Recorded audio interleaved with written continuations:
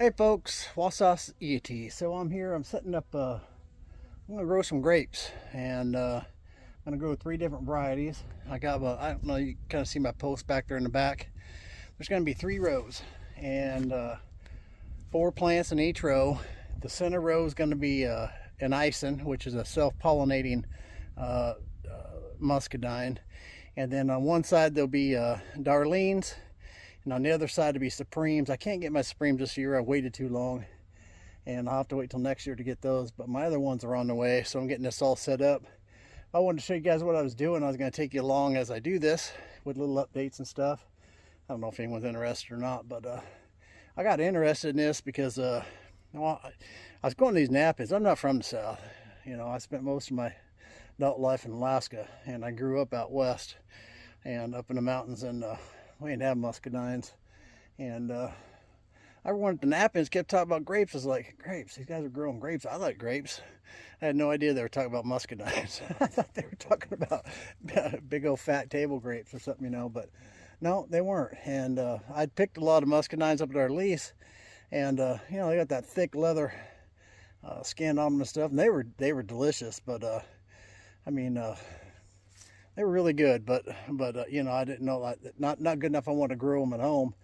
But I went down to my buddy's house down there in Louisiana, Keith, and he had some, and man, some of those varieties are absolutely fantastic, and that got me thinking about planting some. And I decided to take the jump this year, and I'm going to do it. So I got my post, and they're like, well, they're taper posts. I got at Home Depot. They're like 16 bucks a piece or something. But I'll show you guys how I'm going to set this all up, and I'm just going by what I got off the internet and guys that are having success with it, and how I'm going to set it up. My rows are going to be 15 feet apart. The recommendation was 12 to 14. I just went ahead and went 15. I got plenty of acreage and room, so plenty of room to mow in between them and stuff like that. So that was one of my biggest concerns, because as buddy, we grow some grass here in southeast Oklahoma. It's cattle country, and we get a lot of rain, and we grow a lot of grass. And it'd be 6 feet high out here, and you wouldn't be able to get in there to do anything. So I need to be able to mow between them and all that kind of stuff. And anyhow, I'll flip you around here and show you what I got going on here. Okay, as you can see, I got one more post to put in right here, and then this will be my 3 rows, 60 feet long and 15 feet apart. And the center row right here, this is center row, this will be the self-pollinating row, because you need this to pollinate these. And my bees are right here too, so pollination definitely is not going to be a problem. Now them bees are kind of moody today. This is the first day they've really been out in droves, and I've only got bees in 4 of those boxes, but all the new bees are coming out and trying to figure out what's what, and they're a little grouchy today. But I got to get through all those bees. I'm probably going to have someone film me, and I'll go through some of those. I have not been able to go through my bees, so I know they are a mess. I mean, a mess inside there, I have no doubt. But I need to get those out of there and probably make some splits and things like that. If I make some splits and stuff, if anyone's local around who wants to get into bees, I'll have some splits and be happy to give you one. I got a bee wanting to get me right now. As a matter of fact, I think they're just new out and hungry and looking for whatever they can find. But anyway, so we're gonna have a top wire about chest high, I guess, from what I gather, and that's where our muscadines run. Then there'll be a lower wire about knee high. I'm gonna put drip line out here with half a gallon per hour emitters, with 1 on each side of the plant, about 1 foot on each side of the plant.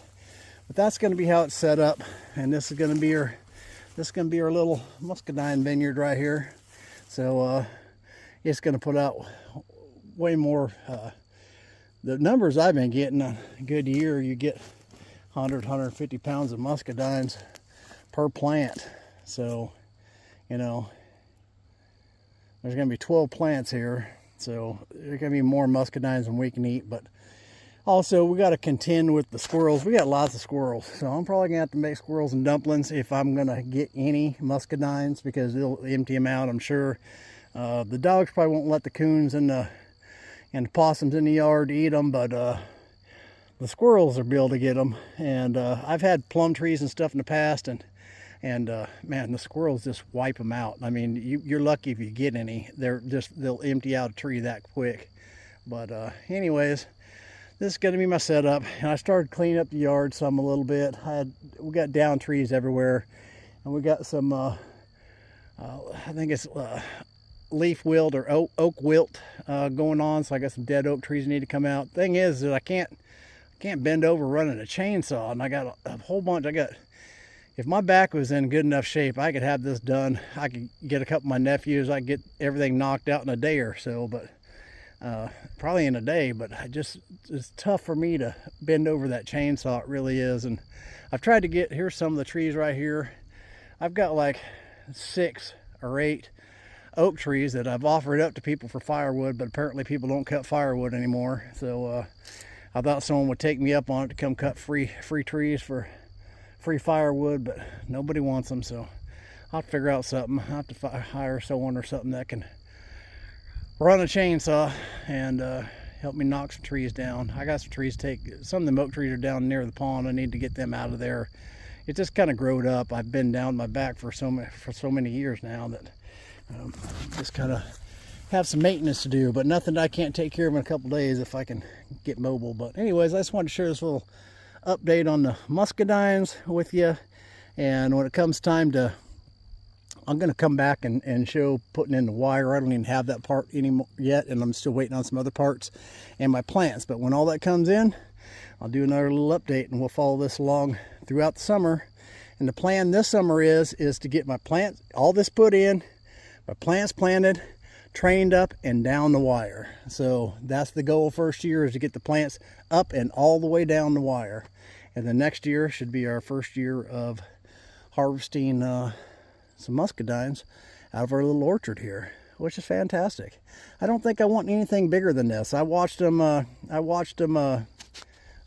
there trimming, going through and pruning and stuff like that. I think this is more than enough right here. This will take me, I'm sure, several hours to prune this every year, and stuff like that. And I don't want to work any harder on it than that. So, and I thought about this, and you know, you do the pruning and stuff in early spring or winter, so you got that part done. There is fertilizing that has to be done.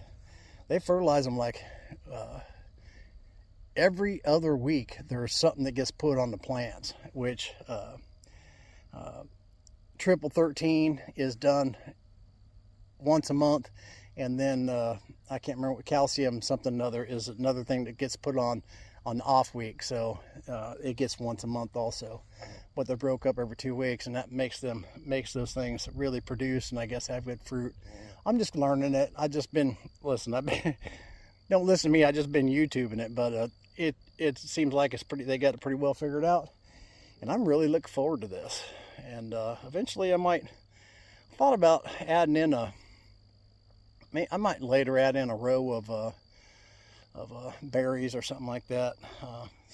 My wife would really like to have some salmon berries. I don't want a bunch of stuff I got to take care of when we retire, and I don't want a bunch of stuff that I can't leave for a few months during the summer when we do retire and go sit by a creek in Idaho or something like that. So I don't want to be tied down to that. And it seems like the muscadines, you know, as long as I'm back in September to do my harvesting, you know, and make some wine and some good eating. My wife just makes fantastic. She's a jam and jelly making girl there, and she grew up preserving things and canning meats and living a subsistence type lifestyle in Alaska, and she's good at all that kind of stuff. I can't do any of that. But I can put posts in the ground and plants in the ground and get it harvested and get it to her from there. So she's taking care of that right now, but she'll be taking care of all that stuff. So I'll help, of course, but and she'll come out and harvest too, help harvest and stuff. But long as the grass is cut. Anyways, I appreciate y'all watching. We'll catch you on the next one. And, you know, some of you might want to follow along and see how this goes, but it'll be interesting. We'll catch you on the next one. Keep graping. Hey folks, all right, so I cut that last video off a little bit soon. I got my orchard all in. I'm going to show you guys this, and then that'll be it for this video until the next one. So I'll swing you around here. Okay, so here we go.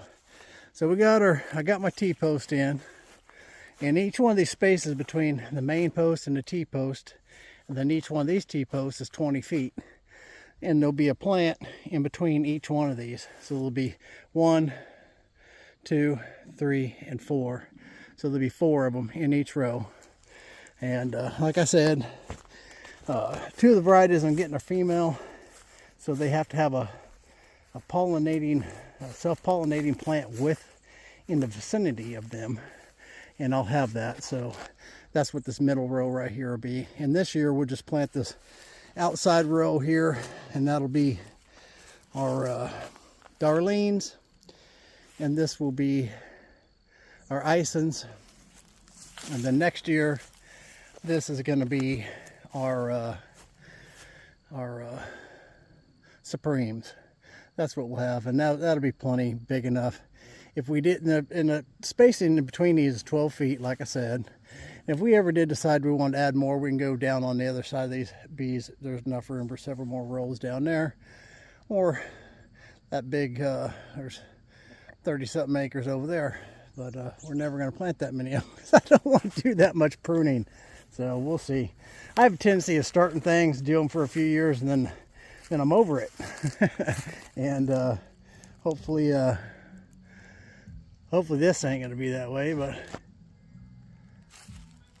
well, that's kind of weird. I hope that don't show up on the video. My radio is playing music over there while I'm videoing, which I don't understand how that's happening, but it is. Hopefully it doesn't pick it up. The camera don't pick it up, and they give me a copyright strike. I don't know what happens when that happens. If you get in trouble, or if you just don't get paid. Not like I get paid much from YouTube anyways, but I don't want to mess up my channel. But that's where we're at. We got all that in, and when I come back, we'll be putting the guide wires in, the guide wire for the plants and the guide wire for the irrigation system. I don't want to be out here watering plants. I just want to plug my water hose in, turn it on overnight, and then turn it off in the morning. That's all I want to do. I don't like doing anything when it's blazing heat in the summertime here. I just don't. It's just too hot. You guys can probably see we got trees, the popcorn trees, I call them, whatever they are, blooming out. Everything's leafing out. Springtime is here. So anyhow, all right, y'all keep graping. We'll catch you on the next one. I'll keep you updated on this.